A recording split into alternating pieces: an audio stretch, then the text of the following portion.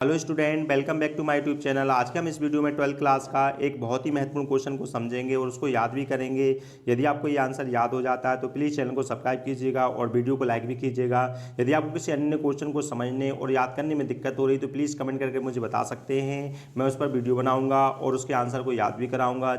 चलिए हम सबसे पहले क्वेश्चन समझ लेते हैं। तो क्वेश्चन में लिखा है व्हाट मीन्स हो गया क्या, इज हो गई हेल्पिंग वर्ब, चाइल्डिश लॉन्गिंग का मतलब होता है बचकानी लालसा। तो क्वेश्चन पूछ रहा है कि बचकानी लालसा क्या है, और दैट मतलब जिसे, मतलब उस लालसा को पोइट ने क्या किया है, रेफर्स किया है।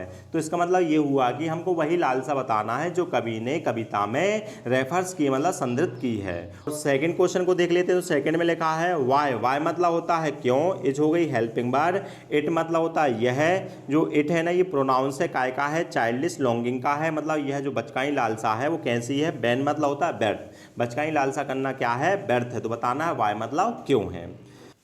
चलिए तो आंसर समझ लेते हैं। तो आंसर में लिखा है द पोइट रेफर्स मतलब संदर्भित करता है इस चाइल्डिश लॉन्गिंग को, कवि ने रेफर्स किया है, किससे किया है, द फार्मर्स लॉन्गिंग मतलब किसानों की लालसा से बचकानी लालसा को संदर्भित किया है। अब जो किसान लोग हैं वो क्या कर रहे हैं, लालसा कर रहे हैं, किसकी लालसा कर रहे हैं, फॉर मतलब के लिए, और कस्टमर्स मतलब होता है ग्राहकों के आने की वह लालसा कर रहे हैं। कहाँ पर आने की लालसा कर रहा है, तो लिखा है एट मतलब पर, देयर मतलब उनके, रोड साइड मतलब होता है रोड के जो किनारे जो स्टॉल लगे, मतलब दुकानें जो लगी हैं रोड के किनारे पर, उन पर आने की वह लालसा कर रहे हैं। इस लालसा को एज मतलब के रूप में, चाइल्डिश लॉन्गिंग के रूप में उसने कवि ने संदर्भित किया है।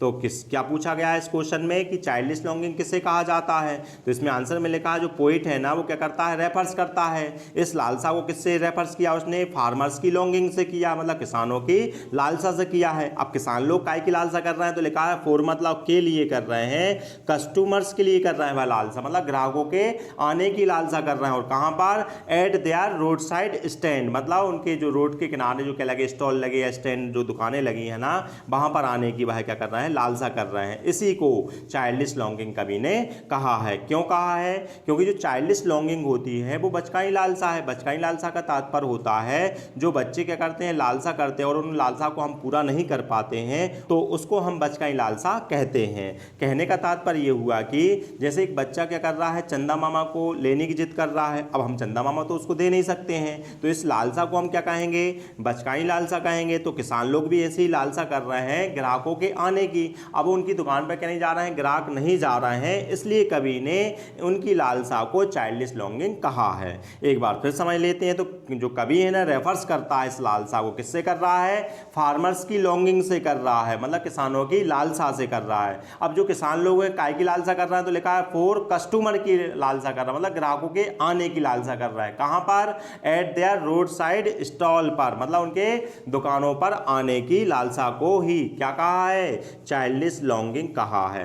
अब सेकंड में पूछा है ये लालसा व्यर्थ क्यों है, तो आंसर में लिखा है इट इज बैन, ये व्यर्थ है, बिकॉज मतलब होता है क्योंकि, नो वन स्टॉप मतलब कोई भी व्यक्ति, नो वन मतलब क्या होता है, कोई भी नहीं, स्टॉप मतलब होता है रुकना, उनकी दुकानों पर कोई व्यक्ति नहीं रुकता है। एंड मतलब और, इवन इफ मतलब होता है भले ही, दे मतलब बे लोग मतलब जो कस्टमर है, डिड मतलब करते हैं, मतलब रुकने का काम करते हैं। तो काय के लिए करते हैं, तो लिखा है it was for asking for मतलब होता है पूछने के लिए। क्या पूछने के लिए करते हैं वो, डायरेक्शन पूछने के लिए, या फिर टू बाय मतलब खरीदने के लिए, गैस खरीदने के लिए। गैस का मतलब इस पोएम में बताया कि वो पेट्रोल से है इसका मतलब। तो इसमें क्या पूछा जा रहा है, इनकी लालसा जो है ना व्यर्थ क्यों है, तो उसका आंसर लिखा है क्यों व्यर्थ है, नो वन मतलब कोई भी व्यक्ति, स्टॉप मतलब होता रुकना, तो कोई भी व्यक्ति उनकी दुकानों पर नहीं रुकता है। यदि वे रुक भी जाते हैं तो लिखा है इवन इफ मतलब भले ही, दे डिड मतलब वे ऐसा काम करते हैं, मतलब रुकने का काम कर भी देते हैं या रुक जाते हैं।